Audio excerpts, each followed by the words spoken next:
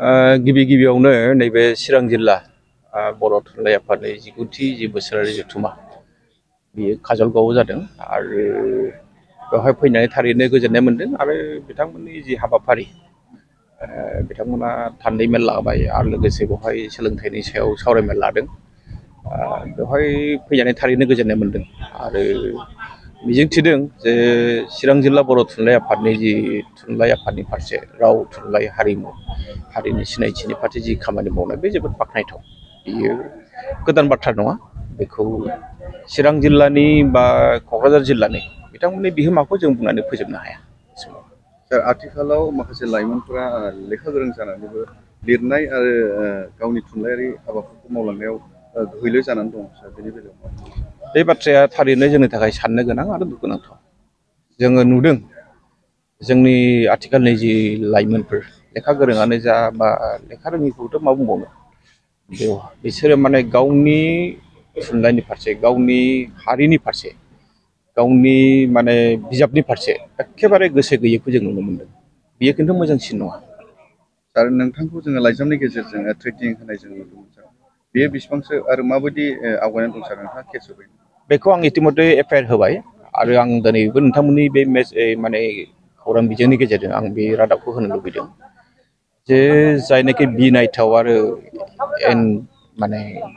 गला बिसोर बुंदों बेखौ हमनाय जागोन आरो आङो इंगित होखादों जे बियो थुनलाइ आफादनि सिंनि बाथ्रानि खोथा बियो बुंदों बे हिसाबै आरो जिहेतु जोंहा एनडिएफबि माने इउनाइटेड फराम एक्स एनडिएफबि इउनाइटेड फराम बिथांमोना इतिमধ্যे क्लियारिफिकेसन होबाय बिथांमोननिफ्राय रावबो गैया बेखायनो सोरबाफोर दंबा गनाय नङा समजों लोगोसे गासैबो मिथिगोन आरो नोंथांमोननि खौरां बिजोंनि गेजेरजों गासैबो बाथ्राखौ समजों लोगोसे फोसावनाय जागोन। जोंनि समाजाव बर' हारियानो थुनलाइया मा बुस्थु जों बेखौ मिथिया बे बेला हिसाबै थुनलाइ मिथियै हिसाबै जोंनि माखासे लेखा गोरों सुबुंफ्राबो थुनलाइयाव खामानि मावनो आवगायबो सार बे हिसाबै मा खावलायगोन जाय हारियाव गावनि राव थुनलाइ गावनि बिजोंखौ गोसो होआ बे हारिया मालाबाबो थांनानै थाया। जोंनि हारिनि जाखांनायनि जारिमिनानो जाबाय 1952 मायथाइनि 10 नभेम्बराव बड' साहित्य सभा दानाय आरो बेनि उनावहाय 1963 मायथाइनि 8 मेआव जेब्लानाखि आसाम सरकारा जोंनो गुदि सोलोंथाइखौ बर' बिजोंजों फोरोंथाइ होबाय बेनिफ्रायसो जोंनि हारिया सिखांफिनदों। जुदि जों दिनै नागारफिनोबा बे हारिनि अस्तित्वखौनो थानाय नङा बे मोजांसिन नङा आं दहायनो बुंदों हारिखौ जुदि लाखिनांगौबा बेनि रावबो थानांगोन थुनलाइबो थानांगोन बेनि बिजोंबो थानांगोन। दिनै असमिया समाजखौ नाय बेंगलि समाजखौ नाय बिथांमोना मालाबाबो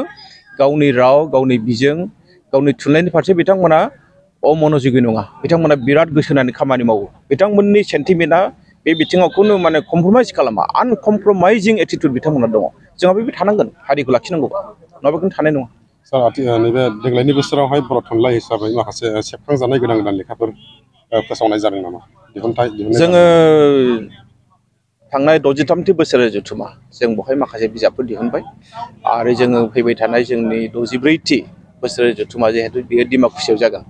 बेनि थाखाय गोख्रों बानजाय आफादबो दानाय जाबाय आरो आथिखालनि बर' थुनलाइ आफादा जों मा हायो खामानि मावदों जोङो बिजाबल' नङा जोङो बिजोंनि बेलायाव जोङो हाबसोमनानै जों खोथा बुंनो गोनां जादों। आसाम सरकारखौ जोङो गोसोखांहोनो गोनां जादों एनइपिनि दफाया मा मा दङ बिथांमोना जिहेतु जोंनि रावखौनो नासयनो नागिरदोंमोन थाखो 6निफ्राय बिथांमोना सानखान्थि आरो बिगियानखौ इंराजि खालामनो नागिरदोंमोन बेखौ जोङो उख्रायनानै दुलाराय बर' फरायसा आफाद बर' थुनलाइ आफाद जों जयै खामानि मावदों दिनै आसाम गभर्नमेन्टआ बेखौ बोखारफिननो गोनां जादों। गुन'त्सबआव बिथांमोना इंराजि हरदों बेखौ जों दिनै उख्रायनानै जों बिथांमोनखौ बोखारहोनो बाध्य खालामदों। बर' थुनलाइ आफादा जनानै थाया बिजाबबो दिहुनगोन खामानिबो मावगोन जोंनि बिजोंखौबो जों लाखिगोन जोंनि थुनलाइ फेहेरनायाव जों मालाबाबो कमप्रमाइस खालामा। बर' हारिनि जि हारिमु जि थुनलाइ बेयो बेसेबांसो गोजौआव मानदान्दा मोनबाय जाय हारिनि रावा दिनै भारत संबिजितनि 8थि फारिलाइयाव गनायजाबाय बे रावाथ' एसेल' नङा इतिमध्य बियो दिनै जोंनि भारतनि 1652नि बांसिन राव दङ बेवहाय जोङो 22 रावा गनायजानाय बिनि गेजेराव बर'आबो मोनसे बेखायनो बे रावखौ जोङो मालाबाबो थैनो होनो हाया।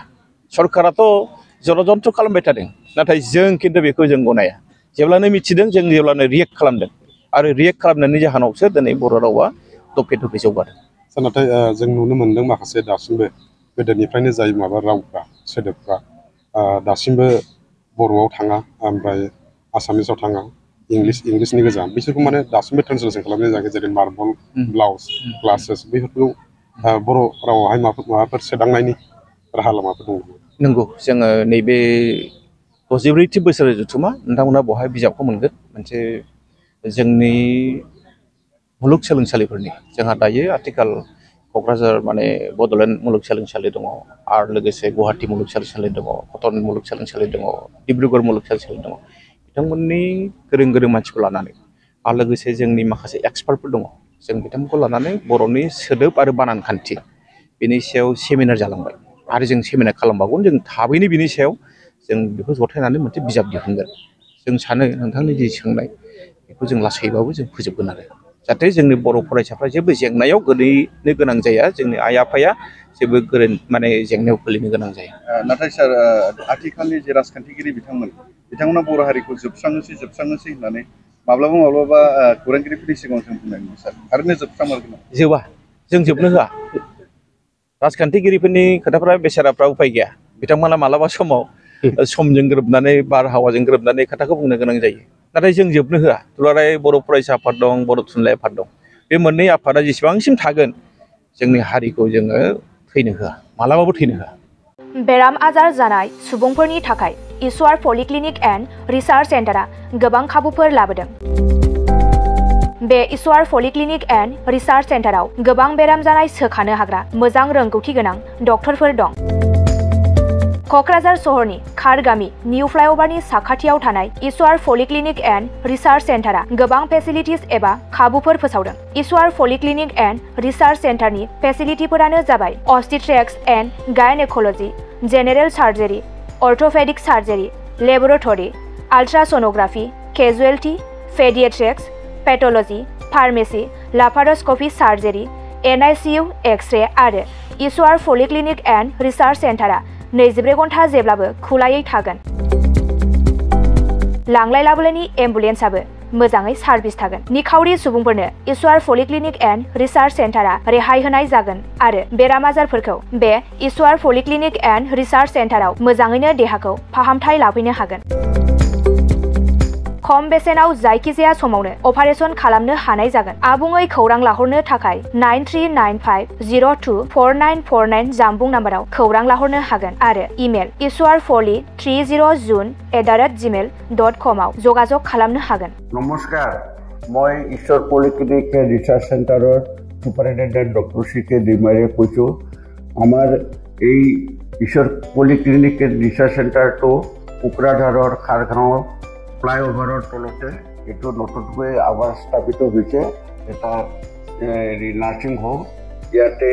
আমাৰ এই নাৰ্ছিং হোমত বিভিন্ন বিভাগৰ চিকিৎসা কৰা হয় যেনেকৈ অৰ্থ'পেডিক্সৰ আৰু গাইনক'লজি আৰু তাৰপিছতে জেনেৰেল চাৰ্জাৰী আৰু আমাৰ ইয়াতে জেনেৰেল চাৰ্জাৰী হোৱাৰ লগতে লেপাৰস্কোপিক অপাৰেশ্যনো হয়